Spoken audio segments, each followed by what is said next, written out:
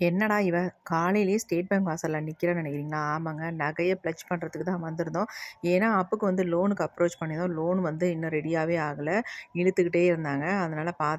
என் நகைய பிளட்ஜ் பண்ணி பணத்த கட்டிடலாம் அப்டின்ட்டு ரெடி பண்றதுக்கு வந்திருந்தோம். பார்த்தா உங்களுக்கு வந்து டிடி ரெடி ஆயிடுச்சு அப்டின்னு மெசேஜ் வந்துருந்துச்சு. பயங்கர சந்தோஷமா இருந்துச்சு. பரவால்ல அப்டின்ட்டு நேரா ஸ்டேட் பேங்க் மெயின் பிரான்ச்சுக்கு போயிட்டோம். போயிட்டு எல்லா வேலைகளையும் முடிச்சோம். அங்கருந்தே டிடிய வந்து நாங்க அனுப்பிட்டு, அதுக்கப்புறமேட்டு இங்கே லோக்கல் ஸ்டேட் பேங்க்கு வந்துட்டு, அதுக்கப்புறமேட்டு பணம் அவனுக்கு அனுப்புறதையும் அனுப்பிட்டு, அந்த வேலையெல்லாம் முடிச்சுட்டு வரேன். மணி 3:30 மணி ஆயிடுச்சு.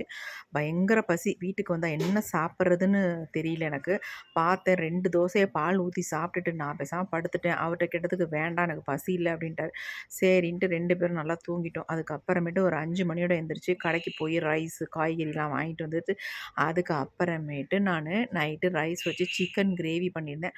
"என்னம்மா நல்லா ஸ்மெல் வருது" அப்படின்னு கேட்டாரு. "ஆமாங்க சிக்கன் கிரேவி பண்ணியிருக்கேன்." "அப்படியா? முதல்ல வந்து சாப்பிட்றேன். பயங்கர பசியில இருக்கேன்." அப்படின்ட்டு நல்லா வந்து சாப்பிட்டாங்க.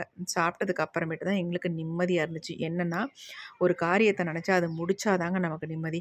ஐயய்யோ! அப்புக்கு பணம் கட்டலையே, பணம் கட்டலையேன்ட்டு மைண்ட்ல ஓடிட்டே இருந்துச்சு. அது மட்டும் இல்ல, அவனும் எப்ப பார்த்தாலும் மெசேஜ் "டாடி ஃபைன் போட்டுருவாங்க, 5000 போட்டுருவாங்க" அப்படின்னே சொல்லிட்டே இருந்தான்.